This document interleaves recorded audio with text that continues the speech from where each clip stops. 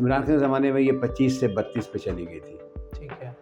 3-4 سال میں $8 بلین بڑھ گیا تھا. کرونا بھی بیچ میں آیا تھا, اس کو بھی بہت اچھا مینیج کیا گیا. لیکن سر آپ کو لگتا ہے کہ ہم آج تک ابھی ووٹوں سے فیصلے ہوئے پاکستان کی تقدیر کے؟ پولیٹیشین سوچتا ہے اگلے الیکشن کا, لیڈر سوچتا ہے اگلے 50 سال کا. بالکل ٹھیک. تو ہمیں لیڈر نہیں ملا قائد اعظم کے بعد. ابھی بھی جس پارٹی کو بھی پاور ملے گی جو موجودہ حالات میں ہے, وہ بھی الٹیمیٹ پاور تو نہیں ہے نا, وہ بھی ایک ایسی جماعت بننے جا رہی ہے یا ایسا اقتدار آ رہا ہے جس میں فیصلہ کوئی نہیں کر سکتا. اتنا برا حال تو میں نے 50 سال میں نہیں دیکھا پاکستان کا, جو میں نے 16 مہینے میں دیکھا. اچھا, لمحات بھی اچھے لمحات بھی, پاکستان کو ٹوٹتے ہوئے بھی دیکھا, پاکستان کو بنتے ہوئے دیکھا. کون سا ایسا دور آپ نے بینگ اے جرنلسٹ پاکستان کا دیکھا کہ وہ پاکستان کا پیک ٹائم تھا, پاکستان گرو کیا, پاکستان نے ترقی کی؟ 60s میں China, Korea, Philippines, Thailand ہم سے پیچھے تھے ہر چیز میں. اچھا سر, پاکستان ٹائم ایک پاکستان کا سب سے بڑا one of the leading news paper, لوگ فینٹاسائز کرتے تھے, ڈریم ہوتا تھا کہ لوگوں کا پاکستان ٹائم میں کام کرنے کا. آپ کا کیسا ایکسپیرینس رہا پاکستان ٹائم میں؟ انگریزی اخبار ہے, نیو یارک ٹائمس ہو یا لنڈن ٹائمس ہو, اگر کوئی خبر چھاپتے ہیں, اسکینڈل چھاپتے ہیں, کرپشن کی خبر چھاپتے ہیں, وہ 6 مہینہ اس کی تحقیق کرتے ہیں.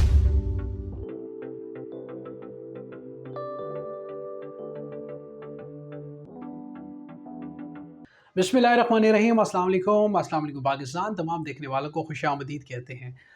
ناظرین, آج کے جو ہمارے مہمان ہیں, میں یہ کہوں گا بابا صحافت اس وقت ہمارے ساتھ ہیں. پاکستان کی صحافتی برادری کے اندر دا موسٹ سینئر جرنلسٹ, اور ایسے صحافی ہمارے ساتھ ہیں جنہوں نے پاکستان کے مختلف ادوار, بلکہ ہم یہ کہیں گے آلموسٹ پاکستان کے تمام ادوار کو آپ نے دیکھا اور بڑی قریب سے دیکھا, بڑی قریب سے آپ نے رپورٹ کیا. اور آج کا جو پوڈ کاسٹ ہے نا, یہ مختلف اس حوالے سے بھی ہے کہ ہم تاریخ کے ان پہلو کے اوپر بات کریں گے جن پہ میرا خیال میں آج سے پہلے کبھی بات نہیں ہوئی, اور صحافت کے حوالے سے تو خاص طور پہ ان سے ضرور ہم بات کریں گے.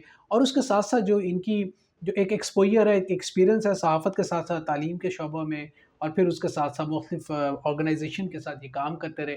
بالکل جناب, ہمارے ساتھ اس وقت پاکستان کے بڑے سینئر جرنلسٹ جناب نسیم احمد صاحب موجود ہیں. آپ پاکستان ٹائم آپ سب جانتے ہیں, اور بزرگ حضرات بہت اچھے سے جانتے ہیں. پاکستان ٹائم کے فارمر چیف ایڈیٹر ہیں, اور اس کے علاوہ انگلش بہت سے میگزین کے مدیر رہ چکے ہیں. اور اس کے ساتھ ساتھ آپ کو بتاتے چلیں گے جی, پنجاب یونیورسٹی کے اندر تقریباً 35 سال آپ نے وہاں پہ تعلیم دی ہے. سر ویری وارم ویلکم. السلام علیکم, کیسے ہیں؟ Thank you very much for inviting me and giving an opportunity to talk to you. Sir my player sir. Sir سوالات اتنے زیادہ ہیں اور وقت ہمارے پاس ہمیشہ سے محدود ہوتا ہے. اچھا سر, صحافت کا ایک بڑا ایکسپیرینس ہے آپ کا, اور ہم یہ کہیں گے کہ اصلی صحافی اگر کسی نے دیکھنا ہے تو سر نسیم ہمیں نظر آتے ہیں, ہمارے بھی استاد ہیں جن سے ہم سیکھتے رہتے ہیں. اچھا سر, یہ بتائیے کہ 1960s سے لے کے 2023 کا یہ جو سفر آپ کا صحافت کا گزرا, آپ نے مختلف ادوار دیکھے, پاکستان ٹوٹتے بھی دیکھا, پاکستان بنتے بھی دیکھا, سب کو آپ نے اپنی آنکھ سے کور بھی کیا, ہاتھ سے لکھا بھی ہے. تو کیسے دیکھتے ہیں اس سفر کو آپ؟ بڑا آپ نے بہت ہی لمبا چوڑا سوال کر دیا ہے, اور مجھے لگتا ہے کہ اس کو بیان کرنے کے لیے گھنٹوں لگ جائیں گے, لیکن میں مختصر بیان کروں گا. میں نے شروع کی صحافت 1968 میں. اچھا, اس وقت میں ڈھاکے میں تھا. ٹھیک. اور میں نے جوائن کیا پاکستان آبزرور ڈھاکہ.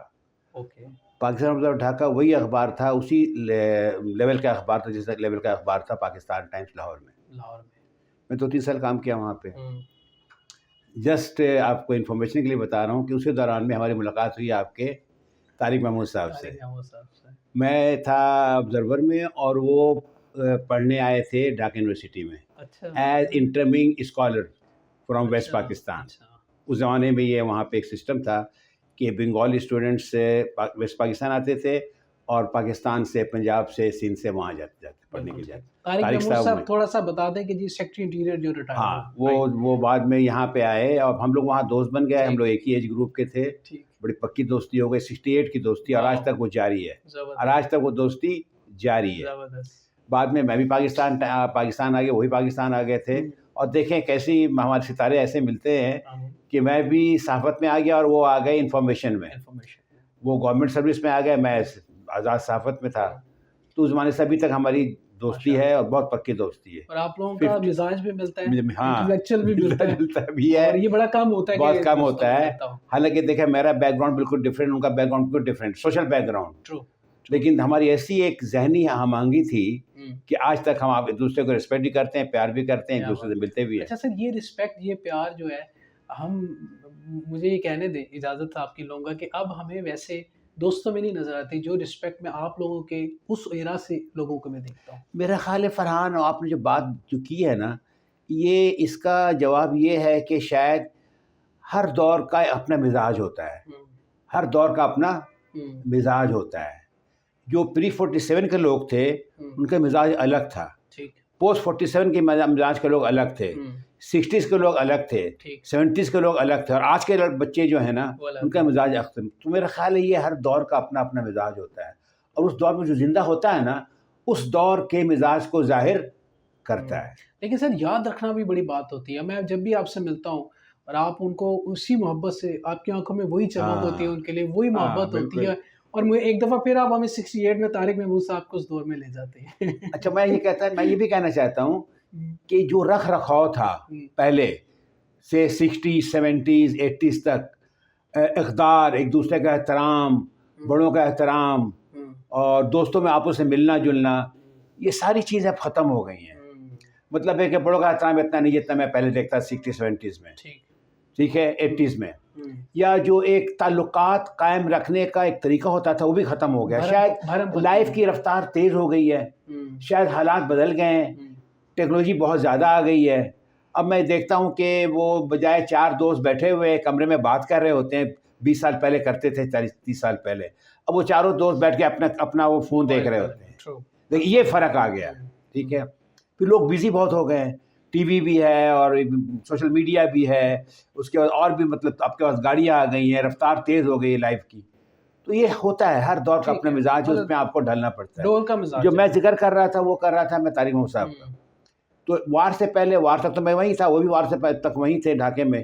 وار سے پہلے وہ بھی آ چکے تھے پاکستان, میں بھی آ چکا تھا پاکستان. جب میں پاکستان آ گیا تو اس وقت میں کراچی میں تھا. وار کے وقت وار ختم ہوئی تو میرے پاس کئی آپشن تھے کہ میں کراچی میں رہوں یا لاہور میں رہوں. لیکن مجھے پتہ نہیں, ایک اور بڑی عجیب بات بتانا چاہتا ہوں آپ کو. لاہور سے میرا کوئی روحانی تعلق ہے, میں بڑی بات کہہ رہا ہوں آپ سے. یہ پہلی دفعہ آپ کہہ رہے ہیں, ہاں, آج تک نہیں بتایا. میں نے لوگوں کو بات کی, چونکہ آپ بات شروع ہو گئی ہے نا. میرا روحانی تعلق, کوئی کیا تعلق ہے, آئی ڈونٹ نو. مطلب دیکھیں, چوائس جو میرا ہوا کراچی میں رہنے کا چوائس تھا. میرے سارے عزیز کراچی میں تھے, میرا کوئی عزیز لاہور میں نہیں تھا, ٹھیک ہے. لیکن پتہ نہیں کیوں میں لاہور آیا, اور لاہور میں آ کے ایسا بسا کہ لاہور آج تک میری سسٹم سے نکلتا نہیں ہے لاہور, ٹھیک ہے. اور اگر دوبارہ کوئی کہے بھائی کہاں بسنا ہے, میں لاہور بسنا چاہتا ہوں. لاہور میں بسنا ہے, اور یہ ہے, یہ لاہور کی تاثیر ہے. میں دوستوں کو کہتا ہوں, بہت بے شمار دوست ہیں لاہور میں, یار تم لاہور پیدا ہوئے ہو, تم نے کیا کمال کیا ہے. میں نے لاہور کو اڈاپٹ کیا ہے, میں نے لاہور کو اڈاپٹ کیا ہے, چوائس کیا میں نے. آپ نے چوائس تو نہیں کیا نا, آپ تو بغیر چوائس کے پیدا ہو گئے, تو آپ لاہوری ہو گئے. تو میں یہ کہتا ہوں. تو پھر لاہور آ گیا میں, پھر لاہور آیا. پھر اس زمانے میں ایک ساتھ بہت مشہور صحافی تھے, بہت کم لوگ جانتے ہیں, وہ تھے قائد اعظم کے ساتھ کام کر چکے تھے, ان کا نام تھا عزیز بیگ. اچھا. وہ سریری صاحب, فیض احمد فیض, ان کے پائے کے وہ صحافی تھے. تو ان کے ساتھ وہ مجھے جانتے تھے پہلے سے غائبانہ. پھر ان سے ملاقات ہوئی, پھر میں ان کو آگے جوائن کر گیا. جو ان کو جوائن کیا میں نے, پاکستان مانیٹر تھا اس زمانے میں ان کا اخبار. پھر میں پاکستان ٹائمز چلا آیا. وہاں کچھ دوست جانتے تھے, کیونکہ غائبانہ تعارف تھا کہ میں لکھتا تھا, وہ لوگ لکھتے تھے, دوسرے کو جانتے تھے.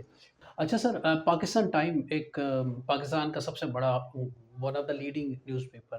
لوگ فینٹیسائز کرتے تھے, ڈریم ہوتا تھا کہ لوگوں کا پاکستان ٹائم میں کام کرنے کا. آپ کا کیسا ایکسپیرینس رہا پاکستان ٹائم کا؟ میں نے پاکستان ٹائمز جوائن کیا 1974 میں. رائٹ. اس وقت وہاں پہ ایر رحمان صاحب تھے, بڑے مشہور صحافی لاہور کے تھے. عبداللہ ملک صاحب تھے وہاں پہ.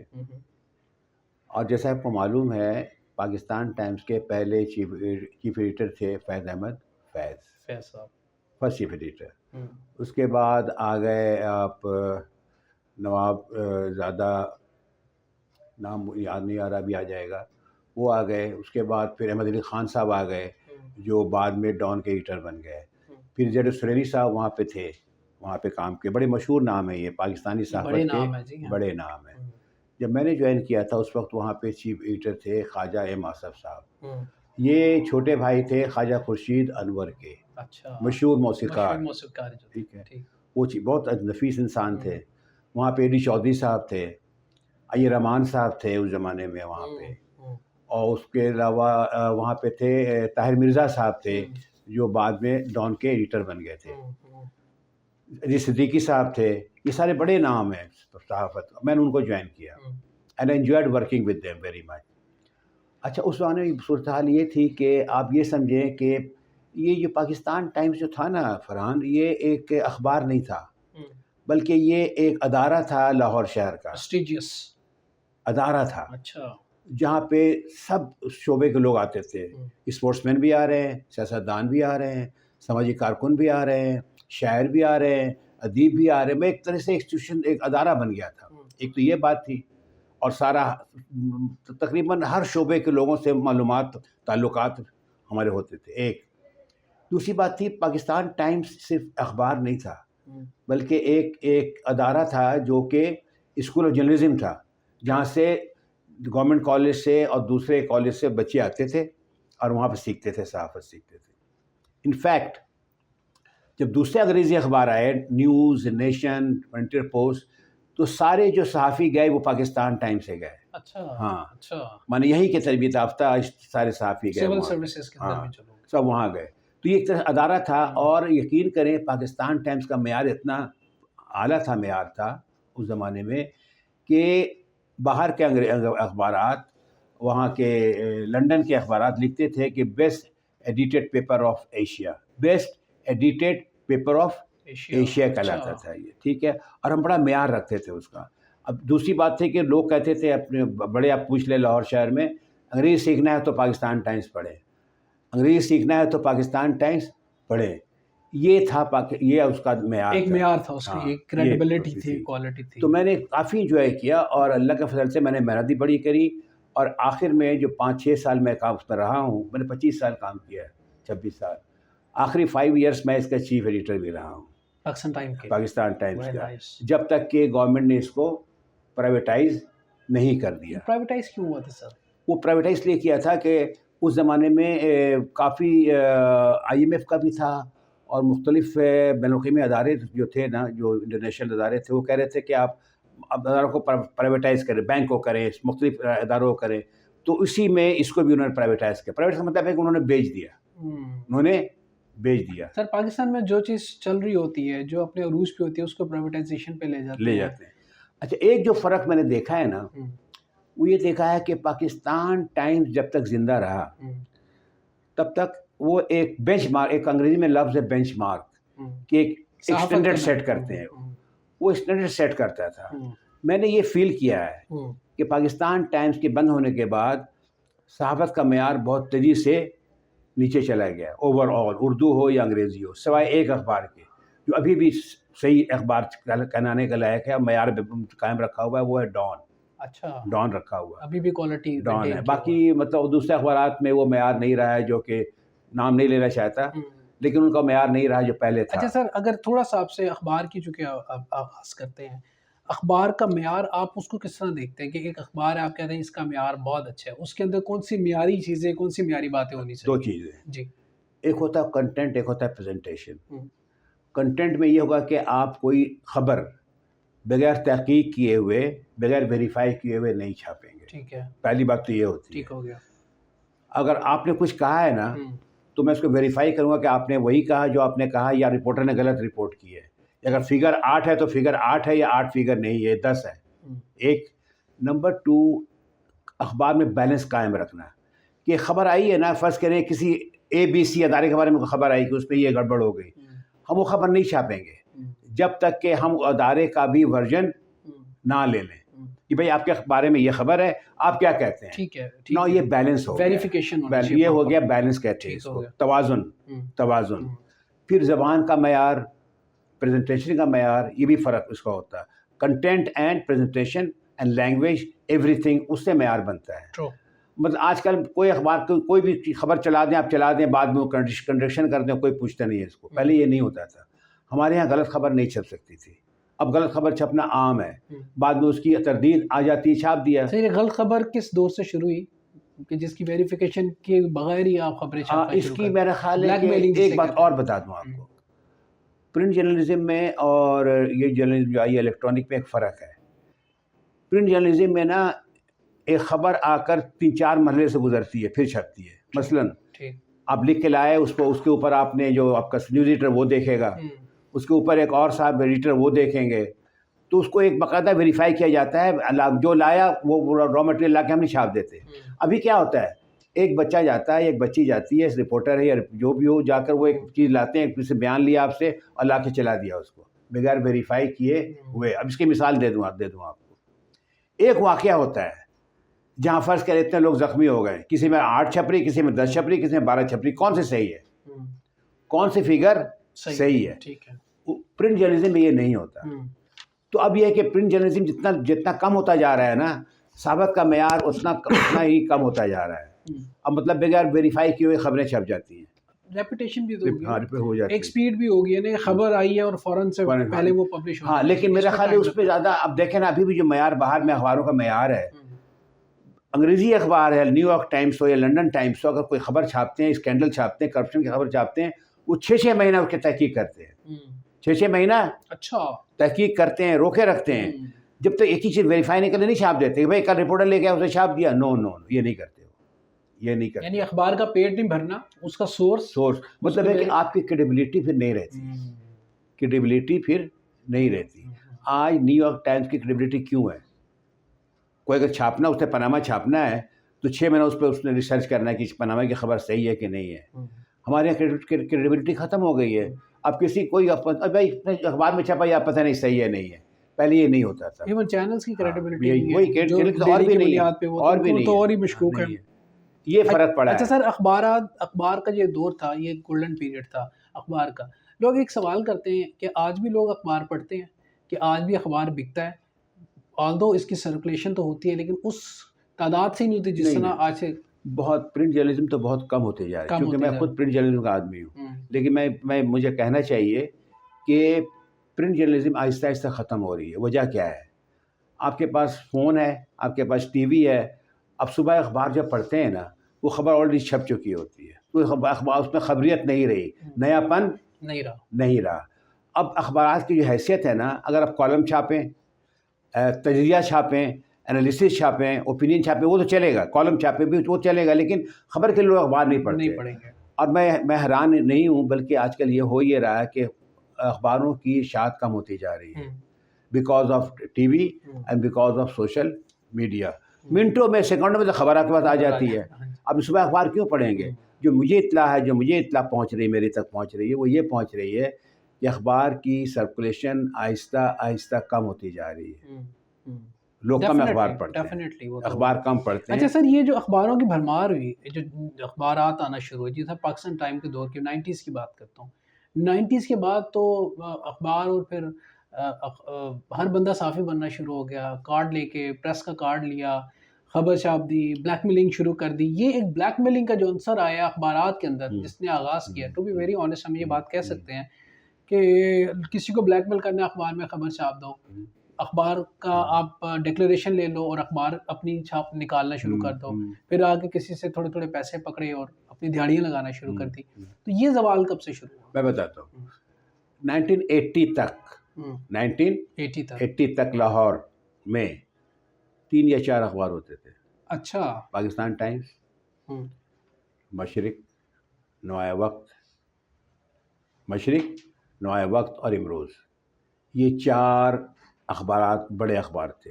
ٹھیک ہے. اور 2 چھوٹے اور تھے، مطلب ہے کہ ایک تھا آفاق کے نام سے تھا کوئی اخبار، وہ ذرا دوسرے گریڈ میں آ جاتا تھا. جنگ نہیں آیا تھا تب؟ جنگ نہیں آیا. ٹھیک ہے. جنگ آیا 81 میں جنگ آیا. ٹھیک ہے. اس کے بعد یہ بھی 80 تک چلا. اس کے بعد 82-88 میں شاید نیشن آیا، پھر نیوز آیا. اس کے بعد خبریں آیا، شاید 92 میں آیا. پھر پاکستان بھی اسی زمانے میں آیا. اخباروں کی تعداد کچھ بڑھنا شروع ہو گئی تھی 90s میں. ٹھیک ہے. 90s میں رائٹ. صحافیوں کی تعداد بھی بڑھنا شروع ہو گئی. ہاں، کچھ بڑھنا، مطلب 1 سے 4 سے 8 ہو گئے، 10 ہو گئے. اس کے بعد 2000 کے بعد تو چل سو چل والی بات ہے، ٹھیک ہے. ہر بندے نے جس کے پاس کچھ پیسے تھے انہوں نے اخبار نکالنا شروع کر دیا. اچھا، اخبار کی کئی کیٹیگریز ہیں. ایک تو 3-4 بڑے 5-6 بڑے اخبار، ابھی بھی 5-6-7 بڑے اخبار ہیں. 5000 میں ڈیکلیریشن مل جاتا تھا اخبار کا. اس کے بعد نیچے کچھ ہے جو کہ بی گریڈ میں آتے ہیں، اور کچھ ڈمی اخبار ہیں. یہاں پہ کیا ہیں ڈمی؟ وہ سینکڑوں میں ہیں. اس یہ کہ چند صفحے میں اخبار نکال لیتے. تو ہوتا یہ ہے کہ جو میں نے ایک بات اب شروع میں کہی تھی اس میں ابھی دوبارہ دہرا دیتا ہوں کہ ہمارے اخبار میں یا مشرق میں یا امروز میں یا نوائے وقت میں کوئی خبر بغیر تحقیق کے نہیں چھپتی تھی، اور کوئی رپورٹر غلط خبر نہیں دے سکتا. اگر غلط خبر دیتا ہے 1 سے 2 اس کو نکال دیا جاتا تھا. اچھا، اتنا سختی ہوتی اتنی سختی تھی، اتنی معیار کو برقرار رکھنے کے لیے بہت سارے رول بنے ہوئے تھے، اس پہ سختی سے عمل ہوتا تھا. اب وہ نہیں رہا. بعد میں یہ ہوا کہ جب چھوٹے چھوٹے اخبار آ گئے نا، اور جن کا مطلب کوئی صحافت سے کوئی تعلق ہی نہیں رہا، کچھ پیسے تھے اس نے اخبار نکال لیا اور اس سے آگے آ کے پیسے ویسے. آج کل دیکھ لیں کیا ہو رہا ہے، بڑے بڑے سارے جو چینل ہیں ان کے مالکان کون ہیں؟ کوئی انڈسٹریلسٹ ہے، جی بہت سارے نام نہیں لینا چاہیے ہمیں، انڈسٹریلسٹ ہیں یا کچھ فیصل آباد کے کچھ لینڈ مافیا بھی ہے، لینڈ ڈیلر انہوں نے نکال لیے ہیں. تو ظاہر ہے ان کے اخبارات کی جو اصول ہوں گے، جو معیار ہوگا وہ نہیں ہوگا.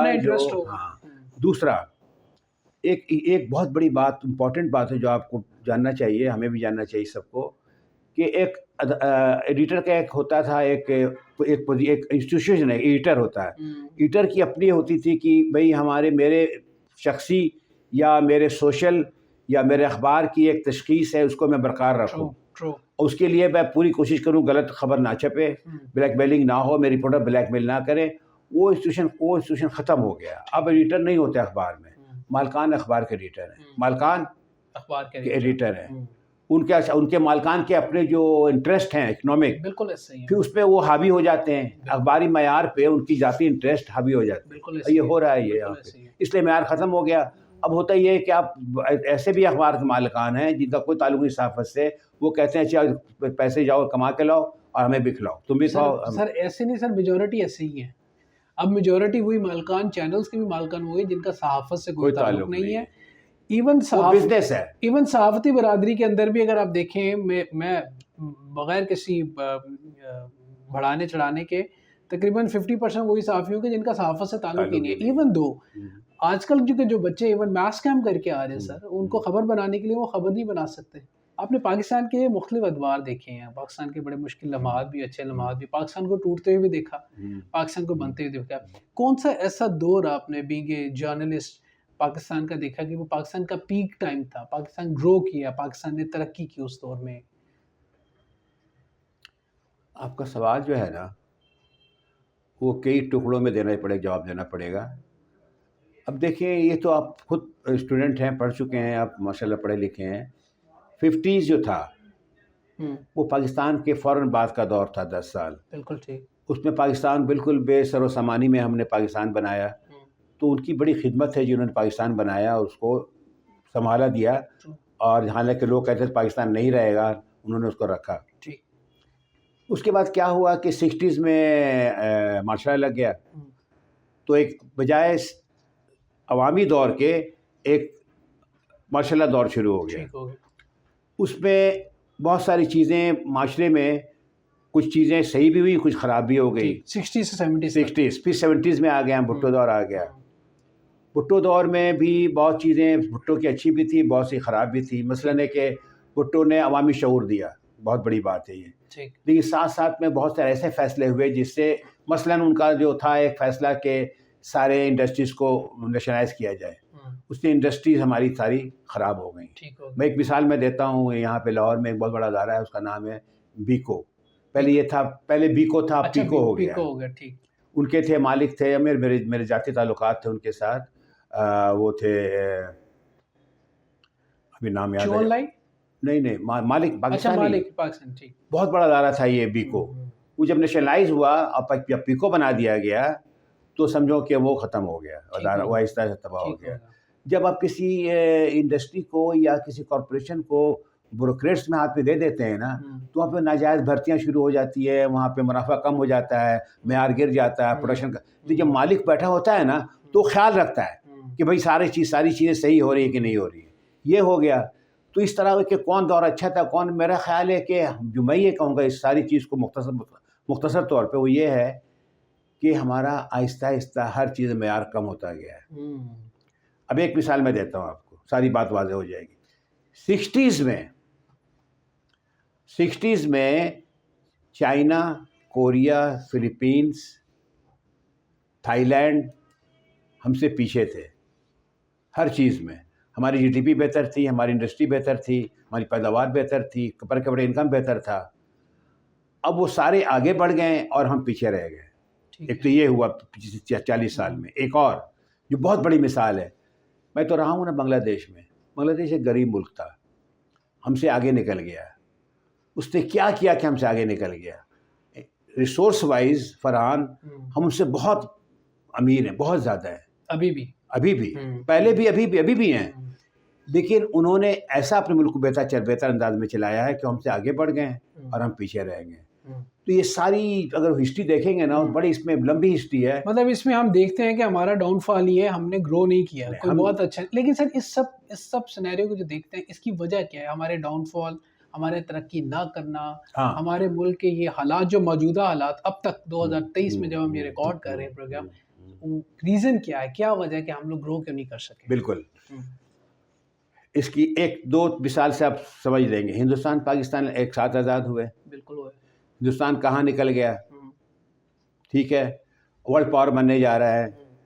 اس کی آپ قیمتیں دیکھیں، ہماری ان کی قیمتیں دیکھیں، ہم سے بہت کم ہیں. وہاں پہ ان کی اکنامک ترقی بہت زیادہ ہو رہی ہے. ایک جو بیسک جو میں سمجھتا ہوں، اور یہی صورتحال ہے بنگلہ دیش میں. جب جمہوریت مضبوط ہوتی ہے، اور دیکھیں مضبوط ہوتی ہے، انصاف معاشرے میں ہوتا ہے، طبقاتی فرق کم ہوتا ہے، سماجی انصاف ہوتا ہے، وہ ملک ترقی کرتا ہے. ہمارے یہاں کیا ہوا؟ کبھی ماشاء اللہ، پھر سیاسی دور آیا، پھر ماشاء اللہ، پھر سیاسی دور آیا، پھر ماشاء اللہ لگ گیا. ٹھیک ہے، تو ہمارے یہاں کوئی اسٹیبلٹی نہیں رہی، پالیسی میں تسلسل نہیں رہا. ایک اور اگر اس میں جمہوریت صحیح طور پہ قائم ہو جاتی نا، ایک اور دوسرا، اگر سیاسی لیڈروں کا کردار صحیح معنوں میں اس کا دیکھیں، اے politician is not a leader. ٹھیک ہے، اے politician is not a leader. Politician سوچتا ہے اگلے الیکشن کا، لیڈر سوچتا ہے اگلے 50 سال کا. بالکل ٹھیک. تو ہمیں لیڈر نہیں ملا قائد اعظم کے بعد، ہمیں صرف پولیٹیشین ملے جو 5 سال سوچتے تھے ہم کیسے الیکشن جیتنا ہے. بالکل ٹھیک ہے. اچھا سر، وہ کہتے ہیں نا، دل کے بھپولے جل اٹھے سینے کے داغ سے، اس گھر کو آگ لگی گھر کے چراغ سے. تو سر یہ جو ہمارے گھر کے چراغ ہیں جن کا آپ نے ذکر کیا ابھی، پولیٹیشین خاص طور پہ بات کروں گا، جو مورے بنے ہوتے ہیں، مورے بن کے پھر اقتدار، کبھی اے پارٹی کبھی بی پارٹی، پھر اے پھر بی اے بی. سر یہ اے بی کا جو ایک معاملہ چل رہا ہے، اور ہم جب سے اویس سے سنبھالے، ہم دو بڑی پارٹیوں کو دیکھ رہے ہیں جو اقتدار میں، ایک آ رہا ہے پھر دوسرا آ رہا ہے، ایک کے خلاف بات کرتا ہے پھر دوسرا اس کے خلاف بات، پھر دونوں مل جاتے ہیں مفاد میں. یہ مفادات کی جنگ جب تک ان پولیٹیشینس کی چلتی رہے گی، ملک اس میں عوام جو ہے نا وہ کیوں بھوگتے ہیں؟ وہ کب تک ان حالات میں رہیں گے؟ اس کا جواب بڑا سمپل ہے. ہمارے الیکشن زیادہ تر مینیج ہوتے رہے ہیں. ٹھیک ہے، تو اب آگے جا کے ٹھیک ہو جائیں گے. میں مثال دیتا ہوں. ٹھیک ہے. 70 کے بعد 80s میں تو ماشاء اللہ رہا. 90s میں 4 الیکشن ہوئے، نواز شریف، پھر بے نظیر، پھر نواز شریف، پھر بے نظیر، اور پھر 2008 میں نواز شریف، بے نظیر پھر نواز شریف. یہ ایک سلسلہ ہے. مطلب پہلے اے پھر بی، پھر اے پھر بی، پھر اے پھر بی. یہ اس پہ کہا، اور سب کو معلوم ہے، چھپنے کی پھپانے کی بات نہیں ہے، الیکشن مینیج رہے ہیں. ٹھیک ہے. اور ہمارے ادارے جو رہے ہیں، بیوروکریسی میں کہوں گا، وہ یہ کوشش کرتے رہے ہیں کہ جس کو چاہتے ہیں وہ سامنے لے آتے ہیں. اگر وہ کھلا چھوڑ دیں نا کہ بھائی عوام جس کو چن لیں، اور عوام اصل عوام کی عدالت کے ساتھ فیصلہ ہونا چاہیے، تو یہ ساری چیزیں خود بخود صحیح ہو جائیں گی. اگر کوئی غلطی کر رہا ہے تو عوام خود کو سزا دیں گے. تو اگر مینیج الیکشن نہ کی، ابھی بھی یہ کر دیا جائے، عوام کے چھوڑ دیا جائے نا، تو یہ 5-10 سال میں حالات بہتر سے بہتر ہو جائیں. عوام کی طرف تو سر کبھی کوئی سوچتا ہی نہیں ہے، تو سب اپنے ہی سوچتے ہیں. اقتدار کے لیے تو کچھ بھی کیا جا سکتا ہے، اور کچھ بھی کیا جا رہا ہے. دیکھیے 2 باتیں ہیں. ابھی بھی جس پارٹی کو بھی پاور ملے گی جو موجودہ حالات میں ہے، وہ بھی الٹیمیٹ پاور تو نہیں ہے نا, وہ بھی ایک ایسی جماعت بننے جا رہی ہے یا ایسا اقتدار آ رہا ہے جس میں فیصلہ کوئی نہیں کر سکے گا.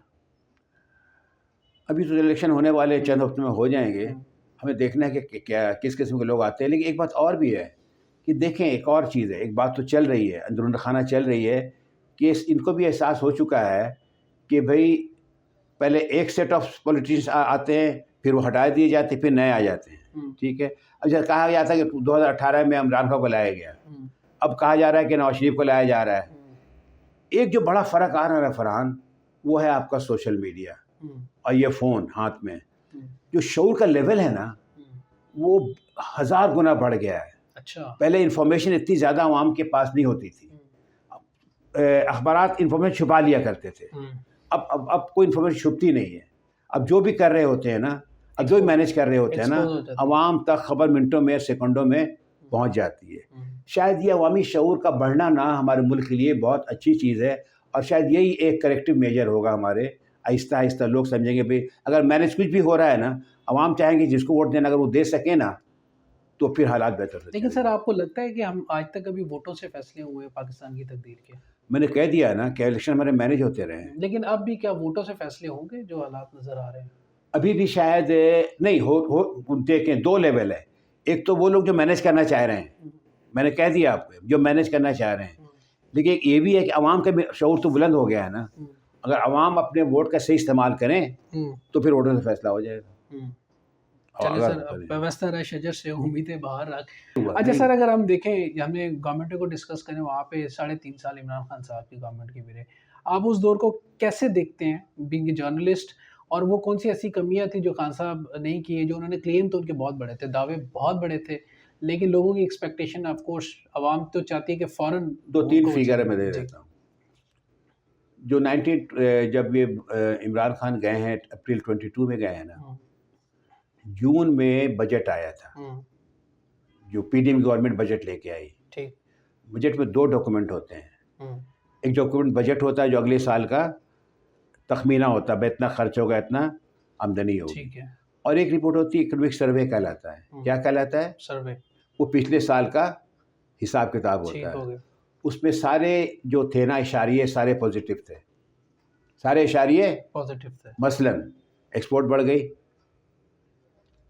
2008 سے 2018 تک ہماری ایکسپورٹ رہی تھی $25 بلین. ٹھیک ہے. 10 سال تک 25 بلین تک رہی. عمران خان کے زمانے میں یہ 25 سے 32 پہ چلی گئی تھی. ٹھیک ہے. 3-4 سال میں $8 بلین بڑھ گیا تھا. کرونا بھی بیچ میں آیا تھا, اس کو بھی بہت اچھا مینیج کیا گیا. اور اس کے کورونا کے بارے میں یہ کہا گیا تھا کہ Pakistan is one of the 3 countries in the world جس نے کورونا کا بڑا اچھا انتظام کیا. ٹھیک ہے. ایک ایکسپورٹ بڑھ گئی, ہماری فیصل آباد کی انڈسٹری بہت چلنے لگی. ٹھیک ہے. پھر ہمارے یہاں پہ بہت سارے ویلفیئر کے نظام شروع کیے گئے. تو اوور آل میں سمجھتا ہوں کہ اگر بالکل آپ غیر جانبداری سے موازنہ کریں نا اور فیکٹ فگر لے لیں تو وہ دور اچھا ہی تھا. ان کی غلطی کہاں پہ ہوئی ہے عمران خان سے, وہ بتا دیتا ہوں آپ کو. عمران خان نے نا انٹرنیشنلی پاکستان کی فارن پالیسی کے بہت سارے جو پرابلمس ہیں اس پہ سب توجہ نہیں دی. مثلا ٹھیک ہے, اس نے ڈیفائی کر دیا امریکہ کو. ٹھیک ہے, ڈیفائی کر دیا کہ جی ہم آپ کو نہیں دیں گے بیس. اور یہ ہماری جو پرانے لوگ یہاں کہتے ہیں کہ جی ہمارے انٹرنیشنل ریلیشنز خراب ہو رہے تھے دنیا سے, وہاں پہ عمران خان نے شاید اتنی دورندیشی نہیں دکھانی چاہیے تھی. یہ اس کی غلطی ہے. لیکن انٹرنلی اس نے, میرا اپنا خیال ہے 40 سال مجھے 50 ایئرس ہو گئے کہ اس کی مینجمنٹ بہتر تھی. خامیہ سب میں, پرفیکٹ تو کوئی نہیں تھا, لیکن نسبتاً اس کا کام بہتر تھا. 3-4 سال میں اس نے. سر اگر بہتر تھا تو پھر اقتدار سے کیوں اتارا گیا؟ وہ پھر وہی بات ہے, clash of interest between different sectors of the ادارے کو, بعض اداروں کو اس کی بات پالیسیاں سوٹ نہیں کی. اس لیے اس کے بعد جو 16 مہینے گزرے پی ڈی ایم کا جو تو دیکھ لیں کیا, وہ تو آپ خود دیکھیں, اپنا دیکھا, دنیا نے دیکھا, تو بہت برا حال ہو گیا. اتنا برا حال تو میں نے 50 سال میں نہیں دیکھا پاکستان کا. جو میں نے 16 مہینے میں دیکھا. اچھا سر، کوئی پیغام دینا چاہیں گے ہمارے دیکھنے والوں کے لیے، وہ بچے جو جرنلزم میں ہیں، آنا چاہ رہے ہیں یا صحافی بننا چاہ رہے ہیں، ان کے لیے خاص طور پہ؟ دیکھیں برے سے برے حالات میں بھی نا اگر آپ کی نیت صحیح ہے، اب اچھا کام کرنا چاہے آپ کر سکتے ہیں. ٹھیک ہے، اگر آپ صحافی بننا بھی چاہتے ہیں نا اور آپ کو دل چاہتا ہے صحافی بننے کا، میرا صحافی بننے کا شروع سے شوق تھا، تو مجھے حالات بھی اچھے مل گئے. ابھی جو حالات ہو گئے اس کی وجہ سے میں نہیں بننا چاہوں گا نہ آئندہ اگر دوبارہ زندگی ملی. لیکن میں بچوں کو کہوں گا کہ صحافی بنیں. اور میرا خیال ہے کہ صحافت تو ایک شعبہ ہے نا، اس کے علاوہ اور بھی شعبے ہیں جس میں آپ جا سکتے ہیں. یہ آپ کا آئی ٹی بہت بڑا شعبہ ہے. آئندہ کا آئی ٹی ایک ایسا شعبہ ہے شاید جو اگلے 100 سال کے لیے بھی یہ چلتا رہے گا. اس میں چلے جائیں، اس میں جائیں. ٹیچنگ چلے جائیں. یہ یونیورسل اور ہمیشہ کا ایک پیشہ ہے جو ہر دور میں اچھے ٹیچر کی ضرورت پڑے گی. میرا دوسرا جو ہے نا چوائس ہوگا وہ ٹیچنگ ہوگی. اچھا ہاں، ٹیچنگ تو آپ نے 35 سال پڑھایا لوگوں کو. میں تو ہاں مطلب میرا لیکن فل فلیج جاب نہیں تھی نا میری. میں تو ایز اے وزٹنگ رہا ہوں، لیکن میں ٹیچنگ کرتا رہا ہوں.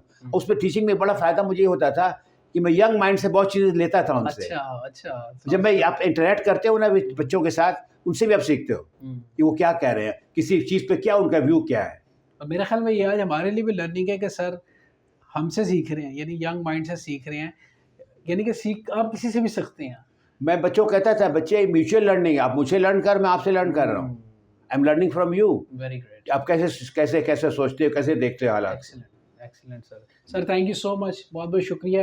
ابھی بہت سے سوالات، بہت سی چیزیں، انشاءاللہ. Thank you very much. دوبارہ ملاقات ہوگی. جناب نسیم احمد صاحب ہمارے ساتھ تھے، سینئر جرنلسٹ، اور بڑا اچھا لگا. آج ہمارے لیے یہ جو پوڈ کاسٹ ہے بڑا لرننگ ہے. اس طرح کی مزید ان سے پوڈ کاسٹ ہم اور کریں گے. ابھی بہت سے سوالات، بہت سے تاریخ کے ہمارے جو پہلو ابھی ادھورے رہ گئے ہیں، اس پہ ہم ضرور بات کریں گے. ٹل دین اپنا بہت سا خیال رکھیے گا. اسی نوٹ کے ساتھ اپنا خیال رکھیں، اپنے وطن کا خیال رکھیں. پاکستان زندہ باد.